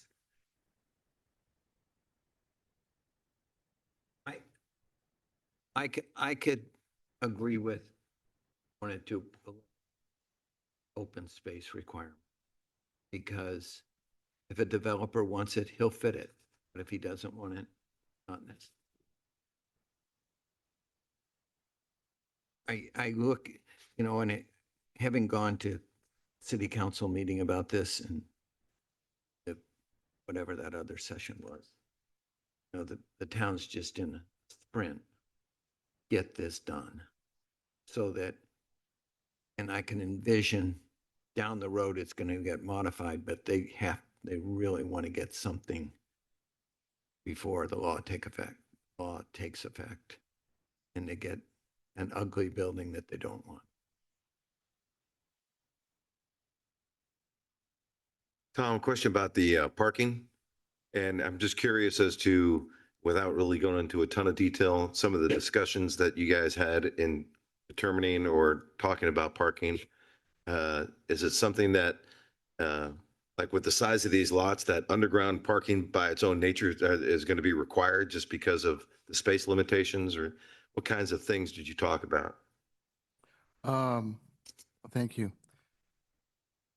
Well, we talked a lot, and not necessarily, we think that economics are going to be the driver. When you're trying to get this many units on only an acre, can't devote your construction to surface parking. Right. It's going to make sense to put it underground. And we did a little bit of studying that when we did the housing element for RM20 and RM40, started to look at where the sweet spot might be, where somebody just is going to have to go underground. And we actually showed some pretty beautiful, if you will, 3 and 4 story, 40 dwelling units per acre developments in Southern California by one of the same firms that we showed here a bit, showing how you can do that really nicely. There is some of our discussions were predetermined in that when you're within a quarter of a mile of a transit facility such as this, you cannot impose a minimum. So there is no minimum parking standard. There's a maximum per, is it bedroom or dwelling unit? We have a maximum per unit. So, well, one thing here, that's 1.25 spaces per unit? That's the maximum. Right. And that includes guest parking. So the way we figured that was about 1 dwelling unit per acre. I mean, one parking space per dwelling unit, and 1 guest parking space per 4 units, which is somewhat typical for multifamily. And with the limitations you have there, I mean, to me, without really stating it, it sounds like it would have to be underground parking because, I mean, you're also saying parking areas won't be located between the front of the building and the sidewalk, so that takes care of the front of the building. So you're looking at just essentially behind the building, and I mean, with the setbacks and everything, it just seems like, and this, like I said, the space of these lots, it's going to have to be underground parking. Right. I mean, that would be an example if we said underground parking is not allowed, and then they could say, well, I can't get 120 dwelling units per acre because you're telling me half my parcel is parking. So we're just assuming that some, and probably a large percentage of the parking will be underground. Yeah. Okay. You have the ability for open space. So I'm thinking if with a 4 or 5 story building on Glenwood, it's very likely at some point that roof is going to be used for parties or whatever. The way we wrote it is we tried to, let's just use that parcel as an example, that the rooftop open space could only be facing Glenwood or Laurel. It couldn't face the R1 property. You have the ability to preclude it on the roof? If you direct us to do that, we'll just say it's not allowed. If I lived in any of those neighborhoods, I'd want it precluded on the roof. Town planner Brittany Bendix jumping in. So what I think you might receive instead is a request for open space provided at interstitial level. So if you don't give the developer the option to provide it at the roof, they'll try and provide it at a lower story. Does that make sense? Yeah, it does. I'm following on what Jerry said. So I can live with the proposal except for the open space piece. I would also like to possibility of open space being on the roofs of any of these structures, period. The benefit. If I were within Sure. a quarter of a mile of any one of these units, I would not be loving people looking into my yard. I would not be loving parties at 10 o'clock at night and the sound traveling. Well, we do have a noise ordinance, so that presumably would control for the parties at the roof at 10 p.m. But in terms, Tom, can you remind me of what the setback distance is from the R1A lot when it's above? 80. 80.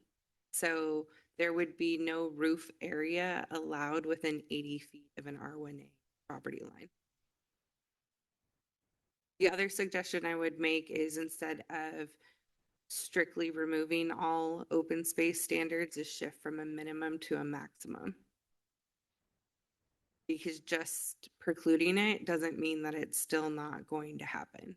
Because the developer could come and use the density bonus provisions to put it on the property, and we don't have any other open space standards in our code to use for guidance in that way.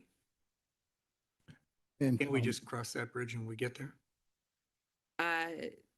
No, because a developer, once they submit an application, we're limited to whatever the law is standing when that's submitted. And in order to change the standards relative to these SB 79 sites, we have to go through the HCD review cycle. So for example, we're going to have to send the draft development standards to HCD 2 weeks before we adopt them. And then we have as soon as we adopt them, then we have this 90-day period where they respond. So if we came back and changed one section of this code that we're adopting, we have to go through that again. And that is at least a 3 public hearing process. So this is a good example of how fast we can move. You have to have a planning commission meeting, you have to have 2 city council meetings, and then you have the HCD review on top of that. so, yeah, Tom Ford, senior planner. Let me just tag on to what Brittany was saying too. Minimum versus maximum requirements for open space. If we require a minimum, and I'm not saying you shouldn't, but if you do that, and then you say you can't have any of it on the roof, we could potentially run the risk of not allowing them to get to 120 dwelling units per acre. Because if they can't put it on the roof and we're going to tell them they have a minimum, then they have to find some other place to put it. So we run that risk. So if we have an 80-foot setback on the roof, you can't see over the edge from the neighbor's property line. Even if we ran right into, if we had a 10-foot setback everywhere, but there's an 80-foot setback for use of the roof, nobody's going to be able to see into anyone's property because it's going to be 70 feet of roof there. And there may be equipment, HVAC, stuff like that, fences up there already. So I don't think the roof is an issue in terms of noise. I mean, we could put in something that can't be used beyond a certain hour of the day if there's open spaces. And I think my point is 80 feet is a shorter distance than the length of my backyard is 330 feet. There was a large structure, X number of feet on the other side of my 330 feet. They'd still be looking right in my backyard. And if they're having parties on the roof, I'm going to be hearing it. I don't see, if you look at the angle, I don't see how, if they're 80 feet from your property line, how they could see over the edge of the building. But that building won't be 80 feet. What you're saying, that the 80 feet that's required for elevated open space means they're set back from the edge. They're Therefore, set back therefore it considerably. interferes with the sight line down onto the adjacent R1 Correct. property. We could also ensure that there is screening around that open space, both to prevent noise that's done in certain rooftop areas. I know the city where they will bring a noise consultant out and they have special kind of glass frames that then bend in towards the common shared area to help insulate that.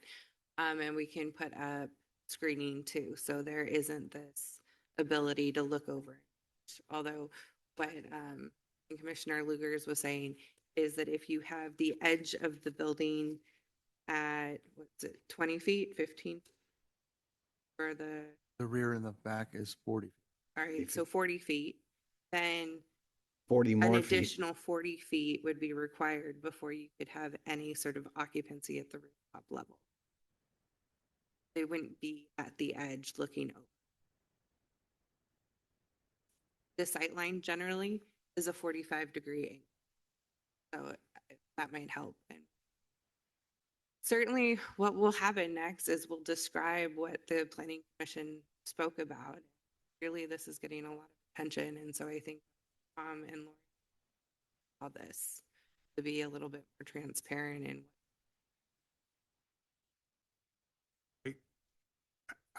I'm landing with Jerry's point about not specifying open space. I think my point of view is very clear about no rooftop open space. okay. Understood. But if I could just add a little nuance to that, would you want to at least have maximums so that if the developer does come in and say, well, I'm going to provide open space, that there's like some limit? Or are you suggesting you're just not going to allow it, which I don't think you really want to do, but that's just my opinion. I would, again, maybe this is not feasible, but I would not allow rooftop activity. Okay. I would not build in public space in our offering. Let them figure out the public space if they can. So no standards for open space, period. I'm just speaking personally. Yes. Is okay. I just want to understand, and make sure the rest of the commissioners understand what your position is. Okay.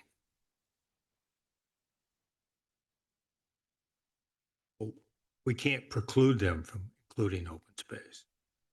Right. They might use a waiver or an incentive through the density bonus program to do that, and then I'm left without any standards to restrict that by further. How does the density program, density bonus? So they might say that the units aren't feasible without providing some level of open space, and that could be Well, I'm independent. not even addressing open space, but how does density bonus? So right now, 120 units, how does density? Yeah, Sure. I didn't think So- it affected SB 79 properties. I thought that was So- already built in. They are required to provide 13% lower income Right. units Right. per the density bonus program, the state's density bonus program. You're eligible for that program if you provide 10 lower income units. So they're already going to be eligible for that program. Built into the law, they also get a certain number of concessions. And I didn't think that applied to the SB 79 properties. It does. It does. It's That's a freak, So another if friggin' we night. have 120, Yeah. we have something where we 120. 120. Is that in our bill? No, the 120 dwelling units maximum is set by the state. Okay, The jurisdictions have the option of increasing that. okay. Right, that's So like a how minimum does, We're not how does the recommending. density bonus affect that 120? Right off the chart? Yes. It depends on what the percentage of low income units they're Well, providing. well, let's say that they do maximum 10% of, can they go over 120? Yes. They will get a bonus of a certain number of units. And they, I've got that chart. I didn't bring it That's a with me percentage, right? because I didn't think it applied, but Yes. Right now I'm trying to find where it speaks about the because if number they're of required concessions. to do that, they're required to do a certain percentage. I don't understand why not take that. Because they don't have to do that. So for example, the 99 Victoria property, which is a third of an acre, the minimum density that they have to provide in order to do this project or to develop under SB 79 is 30 dwelling units per acre. So that's roughly 10 units. And then they have to figure out within the chart where you have the 7%, 10%, 13%, which standard they're gonna that could presumably let them go up to another extra unit. Not all developers actually want the extra unit. They're more interested in the concessions that they can get because the lot might be challenging, like So- in the so case with it's 99 a choice Victoria. of concessions or extra It's- units? It's not an either Or is it all or. negotiable? It's, Negotiable. it's all on the table for the developer to pick and choose from relative to what they want to do. So the But- project isn't going to look any bigger even in another 10, 15. Probably. Probably not. It's, you know, I mean, in an RM10 property, for example, if they have two very low income units, that qualifies them, I believe, for a 50% density bonus. And then what nobody has been talking about at these meetings is then you get kicked to the double density bonus. So- Actually, the way that that works is you have to go beyond 20%. You have to provide 23%, and then you get an extra bonus. And you're not allowed to have, under that program, more than 50% of your units then be affordable. So there are, I'm quite certain that that chart says two very low income units qualifies you for a 50% bonus, okay, the regular chart. regular chart. Once you're at a 50% bonus level, then you can go into whatever it is, but that- AB but that's not gonna 1170. apply- But that's not going to apply to what we're discussing tonight. Well, yeah, that's. You he's- could. The metrics you're discussing are specific to RM10 and 10 units in that calculation. Right, that's correct. Because that table doesn't talk specifically about number of units. You're referring to the percentage of a 10-unit project will make you eligible to do 50% beyond.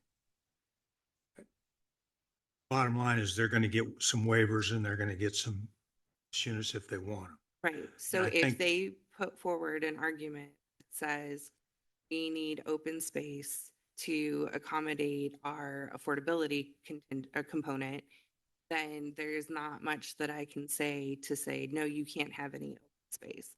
If I had additional standards that said, okay, well, you can have open space, but it has to be set back 80 feet, then that's another session that they have to use to get within. And so it will absorb, you don't just get to waive the open space requirement. You get an exception from the proximity, the amount. Each one of those tallies or eats up a concession. Does that make sense? So the bottom line is there are a lot of unknowns here. And we're going to have some very creative developers come in. Interesting. Well, maybe, I mean, Tom Bryant points out that, it's all about the sale and economic analysis that needs to be done. So chances, it's not going to be all about maximizing every square inch of the property. It's going to be about how they can maximize their return on investment. Exactly. So, and yes, that's a big unknown. I mean, if you just take the 3.5 floor area ratio and math, if I did it right, to get to 3.5, 120 units, you're going to 8 floors. So is that going to happen? I don't think that's likely what will happen. It's going to be dictated by economics. So real quickly, come back.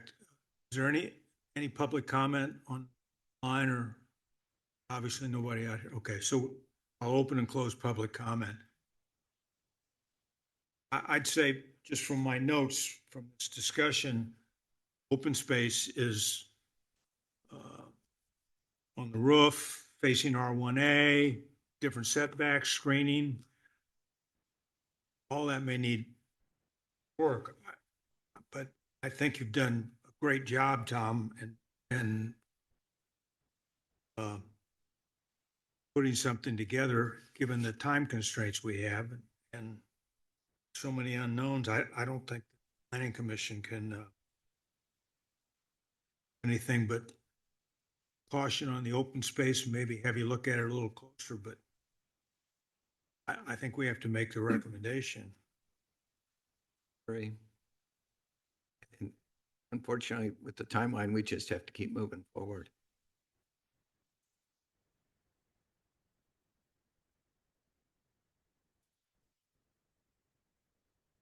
So I'll make a recommendation that I'll make a motion that we provide a recommendation to the city council adopt an ordinance altering the Ashland Municipal Code by adding chapter 17.59 and chapter 17.60 with the purpose of responding to the state-enabled massing and density of Senate Bill 9, with the qualification that I would urge staff to take as close a look at the wording that's associated with open space to see if any can be made regard. Second. Well worded, I think. I want to make sure that I understand where we're at. Is that motion to approve it subject to refined wording on open space? Making, that what that- we're making a recommendation to the city council to rate the changes, correct? We don't approve. Right. They do. I just want to be clear about what we're proposing. So if it's yes with changed wording for open space, goes to the council, great. Right, and That's what it sounded like to me, but Yeah, no, I just want to make sure I heard. Got to I heard rely correct. on staff to do the best Yeah. they can with what they have. They've heard all our concerns about open space. We've heard your issues. Have something at least you can push back and cause a developer to use one of his silver bullets. That whole space conversation. So I think you kind of have a direction from us.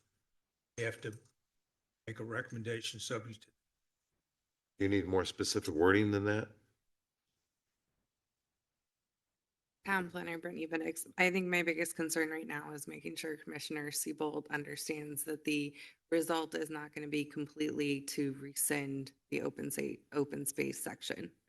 That it's just fine tuning wording, maybe looking at shifting from minimum to maximum. And Rooftop issues. rooftop issues, okay. I mean, you've got the 80 feet facing R1A. That's a big deal.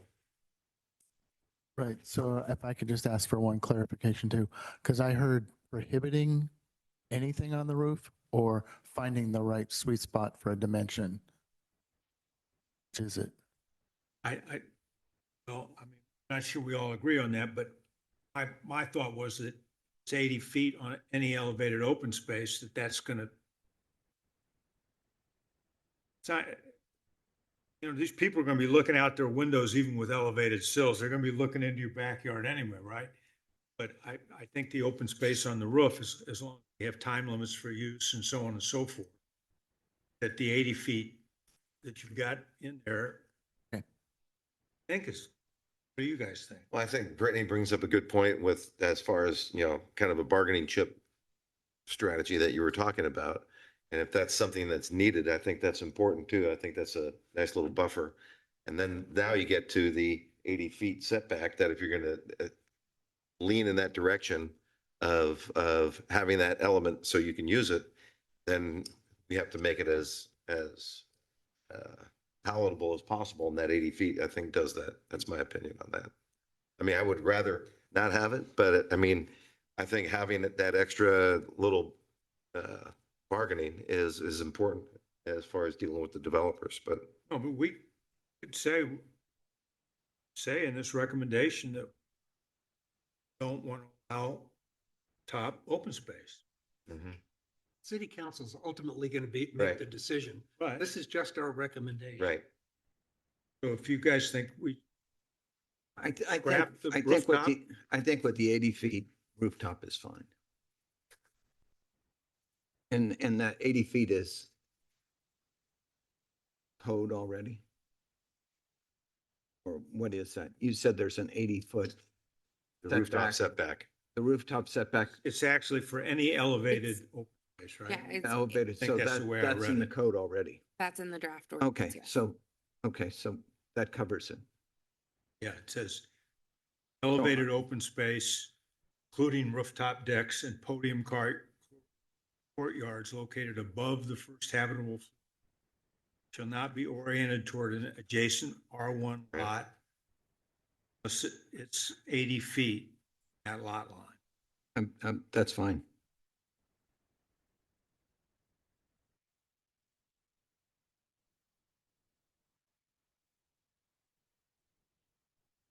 And it shall not exceed 50% of the building. Right. Reasonably restricted. I say you did a good job on this, given what you had to do. Given what you had to do. They were all feeling handcuffed here because we need to get this approved and moved on. I mean, we certainly don't want to come to July and be vulnerable. Have to have something come July 1. The motion is adequate. I'll second that. Discussion. Those in favor? Reluctantly, aye. Aye. I Opposed? very reluctantly. Opposed. I'm for it.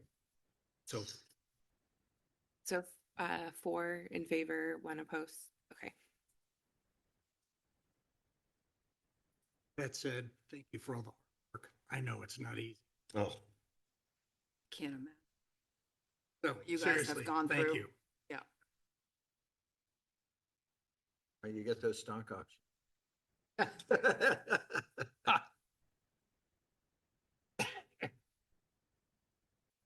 what else do we have on the agenda? Staff report? yeah, and then commission reports, I believe. So I have a report, Town Planner Brittany Bendix. I want to acknowledge that we had a study session with the City Council on January 7th to receive a report on progress with Menlo College. Resident Carol Flaherty is kind of leading the charge with that. Jeff Morris, they've been meeting with the president of the college, and they have also received a commitment from Civic Peninsula Group to do some initial plans, floor plans, and elevations that we expect to share at the City Council in mid-March. That's moving forward. After that point, that plan set will be to generate funding for the project. So that was televised or recorded and is available. Watch that in full. Commissioner Siebold, I've seen Commissioner Luger so many times. I don't remember if he was there. And then Did it on Commissioner Polito, I think, was online as well. Yeah, I wasn't here, so I couldn't attend in person, but I was going to reach out to PPG. In fact, I almost did it today, to the 3 principals and sure that their comfort level hadn't been breached with what I discussed when I brought this to them. Talk to somebody from PPG. I have not yet talked to PPG. I do have a meeting set with Carol Flaherty for next week.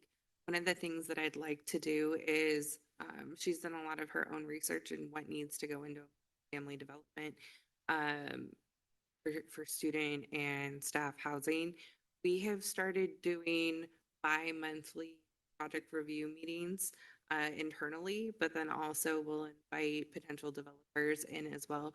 We actually took the draft standards to this meeting that included the fire marshal, chief building official, the Director of Public Works, myself, and then any staff areas that are necessary.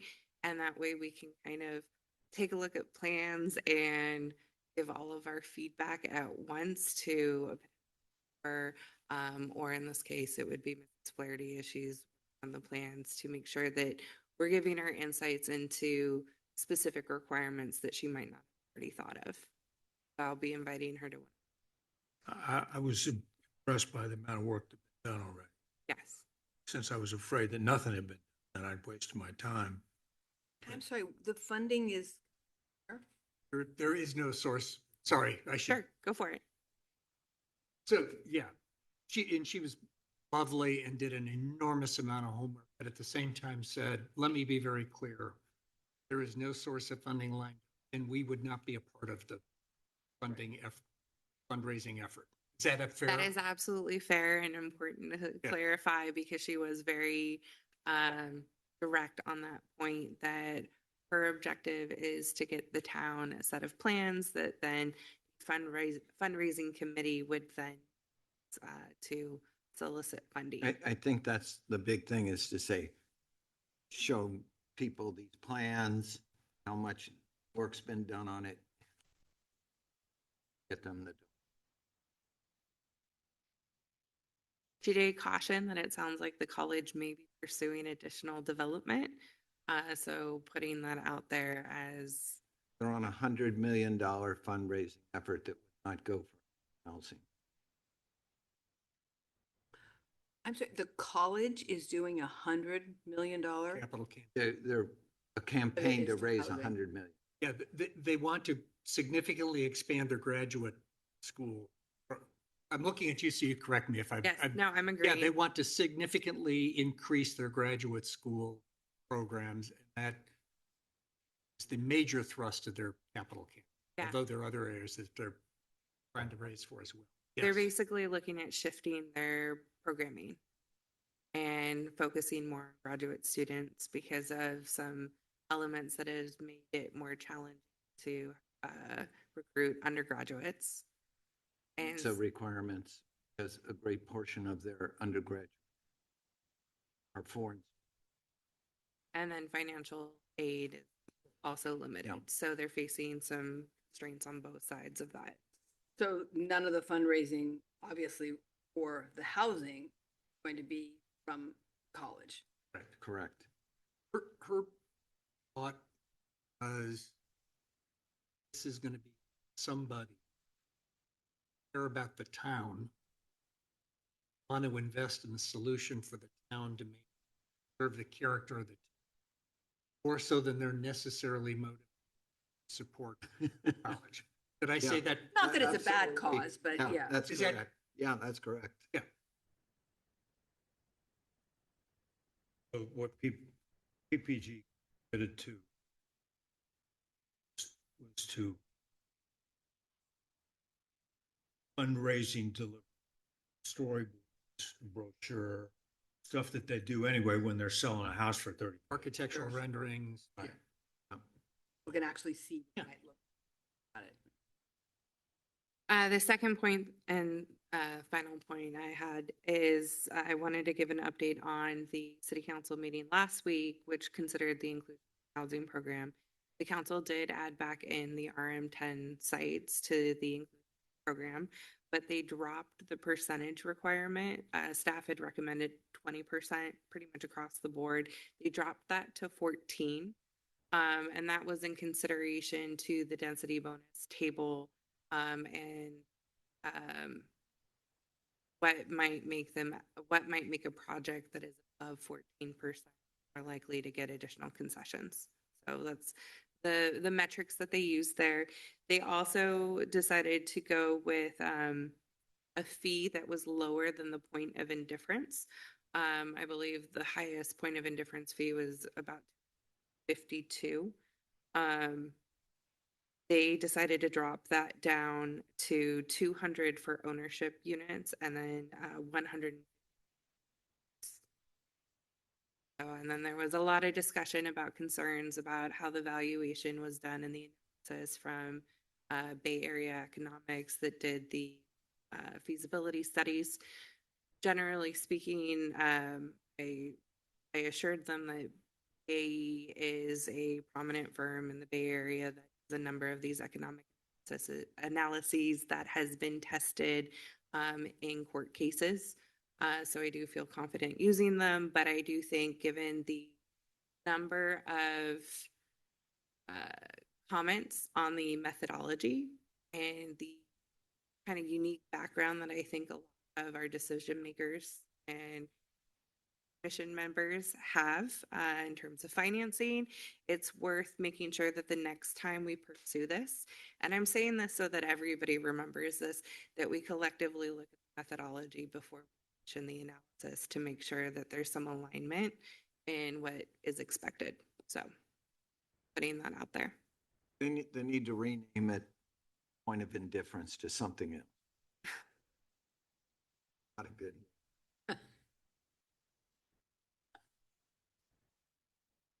That concludes my report. Okay. Any commissioners have a motion? Motion to adjourn. Second. Favor, aye. Aye. Thanks, everybody. Yes, Bob.